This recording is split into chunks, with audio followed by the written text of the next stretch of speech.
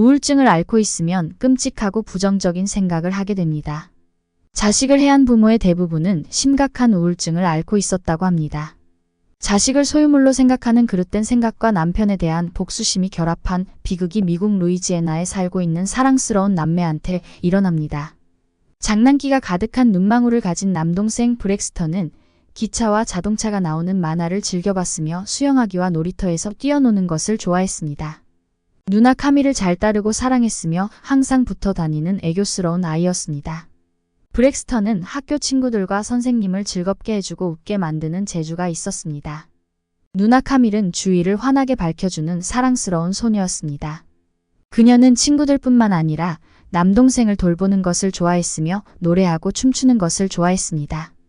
동정심이 많고 남을 돕는 것을 좋아했던 8살 카밀은 질병으로 의한 탈모로 고통을 받고 있는 아이들을 위해서 자신의 머리를 길러서 기부하기로 결심하였습니다. 이제 1cm만 기르면 머리를 잘라서 기부할 수 있었습니다.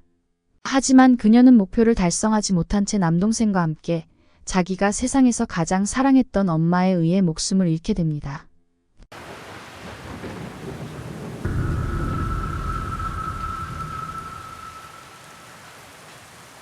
에이미 해버트는 루이지애나 락포트에 있는 락포트로어 초등학교에서 보조교사로 일하고 있었습니다.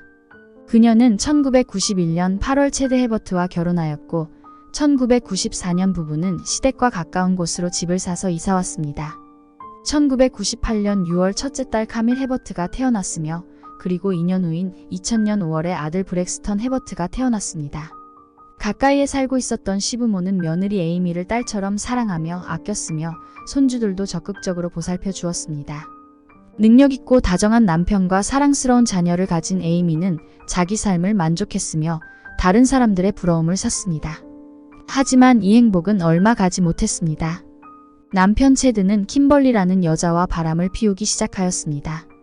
에이미는 불행했지만 아이들을 위해서 이혼만은 하고 싶지 않았고 남편이 정신 차리고 돌아올 날만 기다리고 있었습니다. 하지만 체드는 킴벌리와 남은 생을 함께하기로 약속했다며 집을 나갔습니다. 2005년 체드는 이혼 소송을 했으며 2006년 4월에 이혼이 마무리되었습니다. 아이들은 주중에는 아빠 집에서 그리고 주말에는 엄마 집에서 지내게 되었습니다. 에이미는 바람나 가정을 파괴한 체드를 원망하고 분노했으며 자신이 처한 상황이 너무 비참하고 절망스러웠습니다. 시간이 지나도 에이미는 체드의 배신을 용서하지 않았으며 아이들 때문에 어쩔 수 없이 마주칠 때마다 분노를 표출했습니다. 이혼으로 또한 그녀는 엄마처럼 믿고 의지했던 전 시어머니인 주디와 사이가 악화되었습니다. 아들 체드가 바람핀 여자와 결혼한다고 했을 때 전 시어머니는 아들의 선택을 존중했고 새로운 여자를 미래의 며느리로 두 팔 벌려 반겨주었습니다. 그리고 주디는 평일에 아이들을 학교에서 픽업하고 바쁜 체드 대신 킴벌리에게 아이들을 데려다 주기도 했습니다. 아이들도 자기들을 따뜻하게 대해주는 킴벌리를 좋아하고 잘 따랐습니다. 에이미는 아이들이 아빠 집에 가서 킴벌리와 같이 있는 것이 소름 끼치게 싫었습니다. 에이미의 표정은 어두워져 갔으며 그녀의 몸은 점점 말라가고 있었습니다. 에이미는 친하게 지내고 있던 직장 동료 셸리에게 전화를 해서 자기가 생각하고 있는 것들 때문에 너무 힘들다고 하소연했습니다. 셸리는 에이미가 이혼 후 많이 힘들어하고 있다는 것을 알고 있었기 때문에 정확한 이유를 묻진 않았습니다. 그녀는 힘들어하는 에이미에게 평안한 음악을 들으면 기분이 나아질 수도 있다며 조언을 해주었습니다. 통화한 다음 날인 8월 19일 일요일 셀리는 주일학교 선생님을 하고 있는 에이미를 교회에서 만났습니다. 에이미는 셀리에게 나는 어떻게 할 수가 없었어 라고 말했고 셀리는 에이미가 음악에 대해 말하는 줄 알았기 때문에 그녀의 말을 심각하게 생각하지 않았습니다. 주일학교가 끝나고 에이미는 아이들을 데리고 피자헛에 갔습니다. 그곳에서 우연히 전 시부모를 만났습니다. 할머니 주디는 아이들이 당연히 자기를 반겨줄지 알았는데 브렉스턴만 뛰어와 그녀에게 안겼고 카밀은 뭔가 망설이는 표정으로 엄마 옆에 서 있었으며 에이미는 자기를 투명인간처럼 무시했다고 주디가 회상했습니다. 보조교사로 일하고 있던 에이미는 연락도 없이 학교에 오지 않았습니다. 그동안 에이미가 위태로워 보여서 늘 걱정했던 셸리는 안 좋은 느낌이 들었고 즉시 그녀의 집으로 갔습니다. 전화를 하고 문을 아무리 두드려도 대답이 없자 에이미의 가족들과 전 남편 체드에게 이 사실을 알렸습니다. 아이들도 학교에 가지 않았다는 사실을 알게 된 아빠 체드는 불길한 예감이 들었습니다. 9일1에 전화를 해서 아이들과 에이미의 안전을 확인해 달라고 요청했습니다. 아이들은 엄마 에이미와 주말을 보냈으며 월요일 방과 후 아빠가 아이들을 데려갈 예정이었습니다. 그날은 아빠가 킴벌리와 새로 산 집에 가서 각자 자기 방을 정하고 꾸미기로 한 날이라 아이들은 많이 기대하고 있었습니다. 체드는 집 근처에 살고 있는 할아버지 RJ와 할머니 주디에게도 에이미 집에 빨리 가보라고 부탁했습니다. 할아버지 RJ는 서둘러 집으로 가서 초인종을 누르고 문을 두드렸지만 역시 아무 소리도 나지 않았습니다. 잠시 후 신고를 받은 경찰이 도착했습니다. 경찰은 창문을 부수고 간신히 집으로 들어갔습니다. 경찰 뒤를 따라 들어간 할아버지 RJ는 부엌 바닥에 피가 고여 있는 것을 발견하고 사색이 된 채 안방으로 서둘러 향했습니다. 새빨갛게 물든 침대 위에 에이미와 아이들이 피범벅이가 된 채 누워 있었습니다. 경찰은 충격적인 장면에 놀라서 몸을 주체하지 못하는 RJ를 일단 데리고 밖으로 나와서 지원을 요청했습니다. 도착한 경찰들을 현관문을 부수고 집으로 들어가 안방으로 갔습니다. 아이들의 몸은 이미 차갑게 식어 있었습니다. 경찰이 침대로 다가가자 숨이 붙어있는 에이미는 칼을 들고 휘두르며 꺼지라고 소리 질렀습니다. 경찰은 에이미에게 테이저건을 쏴서 칼을 뺏었습니다. 아이들의 몸을 치운 침대 위에는 여러 개의 칼들이 있었으며 방 바닥에는 가족들이 키우던 애완견도 칼에 찔려 죽어 있었습니다. 수색 과정에서 에이미가 쓴 2개의 편지를 발견했습니다. 첫 번째 편지는 전 남편 체드한테 남긴 것이었습니다. 당신의 인생을 갖고 싶다고 했죠. 이제 가졌네요. 당신이 아이들까지 가졌다면 내가 못 참을 것 같았어요. 당신은 항상 가족보다 돈에 대한 욕심과 야망이 우선이었어요. 아이들과 내가 얼마나 힘든 시간을 보냈는지 당신은 여기 없었으니까 모를 거예요. 나는 아이들이 이런 삶을 살 필요가 없다고 생각해요. 한 가정을 파멸시킨 발정난 사람들끼리 아이들을 많이 낳고 살길 바래요. 우리 아이들은 가질 수 없을 테니까요. 생각해보니까 아이들을 낳지 않는 게 나을 거예요. 왜냐하면 당신들을 닮은 아이들을 만들 테니까요. 이 집을 팔고 아이들 이름으로 든 생명보험금까지 나오면 돈이 많아져서 좋겠어요. 두 번째 편지는 전 시어머니 주디한테 남겼습니다. 당신은 참 위선적인 사람이에요. 모니카는 결혼한 남자를 꼬드겨 잠을 자고 그의 여자가 되었어요. 하지만 당신은 그녀가 아들의 진정한 사랑이라며 반겨주었지요. 어떻게 그럴 수 있죠? 정말 어리석어요. 당신 아들이 바람을 피고 그녀를 데리고 왔는데 창녀를 반겨주다니요. 그들의 불륜으로 가족들에게 상처를 줘도 당신만 상처 주지 않으면 괜찮은가 봅니다. 당신 손으로 내 아이들을 창녀 킴벌리에게 데려다 줄 때 우리는 끝났어요. 그리고 다른 사람들한테도 짧게 글을 남겼습니다. 나를 도와주고 지지해줬던 친구들에게 고맙다고 전하고 싶어요. 모두 사랑합니다. 아빠 세레스트 그리고 르네 너무 미안하고 사랑해요. 손목과 머리 그리고 가슴에 심각한 부상을 입은 에이미는 치료를 위해 응급실로 옮겨졌습니다. 슬프게도 어린 카밀과 브렉스턴 둘 다 현장에서 사망했습니다. 부검 결과 브렉스턴의 가슴과 등에 약 75군데나 칼에 찔린 것으로 밝혀졌습니다. 그리고 그의 팔에 6군데의 방어흔이 발견되었습니다. 누나 카밀의 가슴과 등에 약 70군데 그리고 머리에 30군데가 칼에 찔린 것으로 나왔으며 그녀의 팔에는 14개의 방어흔이 발견되었습니다. 병원에 입원해서 치료를 받은 에이미는 한동안 아무 말도 하지 않았습니다. 그녀는 멍하니 벽만 쳐다봤으며 식사도 거부하였습니다. 에이미는 정신과 의사의 질문에 대답하기 시작합니다. 그녀는 언제부터 사탄의 말이 들렸고 성경 말씀과 기도로 물리치려 노력했지만 소용없었다고 말합니다. 그녀는 아이들을 죽일 계획은 없었으며 사탄이 자신을 조정해서 어쩔 수 없었다고 울면서 털어놓았습니다. 현재 사탄은 그들이 있는 병실 안에 있으며 그녀를 비웃고 있다고 불안한 표정으로 말했습니다. 의사는 에이미가 극심한 우울증으로 인해 뇌 이상이 생겨서 망상, 환청 등의 증상이 나타나는 정신질환인 조현병을 앓고 있다고 진단하였습니다. 에이미는 그렇게 조현병으로 진단을 받고 약물치료 처방을 받았습니다. 그리고 상처 치료가 끝난 후 병원에서 감옥으로 이송된 후에도 여러 명의 정신과 의사들과 면접을 하였습니다.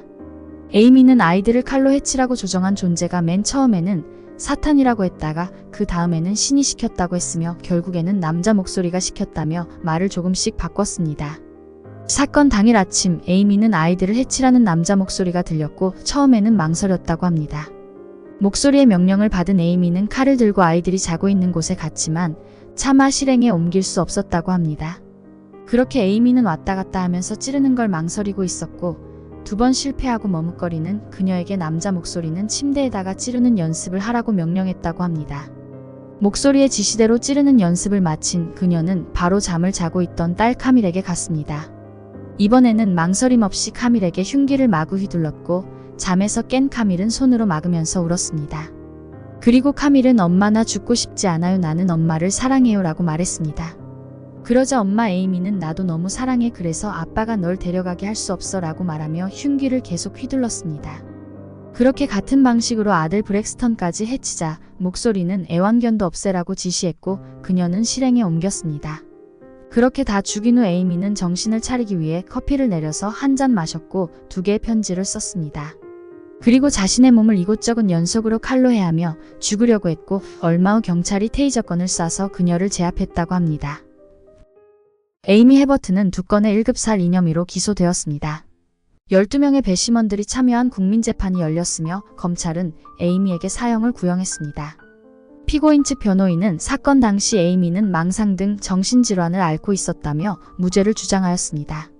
전 남편의 배신으로 생긴 분노와 우울증으로 조현병이라는 병을 얻게 되었고 옳고 그름을 인식할 수 있는 능력과 의사결정 능력이 결여돼 있는 심신미약 상태에서 우발적으로 범행을 저지르게 됐다며 배심원들을 설득하려고 노력했습니다.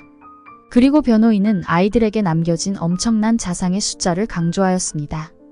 브렉스턴에게는 약 81번 그리고 카밀에게 약 100번을 정신없이 찌른 것을 보면 알 수 있듯이 제 정신의 엄마가 어떻게 자기 자식에게 그렇게까지 할 수 있겠냐며 배심원들에게 의문을 던졌고 그리고 그녀를 조현병으로 진단한 정신과 의사를 증인으로 세웠습니다. 우울증이 심해진 에이미는 식욕이 없어지고 살이 빠졌습니다. 불면증으로 밤마다 고통을 받았고 삶의 의욕을 잃었으며 무슨 일을 집중하고 기억하는데 점점 어려움을 겪게 되었습니다. 에이미는 매우 종교적인 여성으로 신이 자신에게 말한다며 환청 증세를 호소하기 시작했습니다. 사건 당일 잠을 못 자고 뜬 눈으로 밤을 치새운 그녀는 체드가 킴벌리와 결혼하고 아이들을 뺏어갈 거라고 경고하는 남자의 목소리를 들었습니다. 에이미가 아이들과 함께 죽어야 모두 행복할 수 있다는 남자의 목소리를 들었다고 그녀는 말했습니다. 조현병으로 인해 왜곡된 정신착란과 환청으로 정상적인 판단을 할 수 없던 그녀는 모두 같이 죽는 게 최선의 선택이라고 믿었기 때문에 일어난 불행한 사건인 것 같습니다. 이에 검사는 피고인이 우울증으로 인해 성격이 많이 변한 것은 인정했으나 조현병으로 인해 옳고 그름을 구별하지 못할 만큼은 아니었다고 반론하였습니다.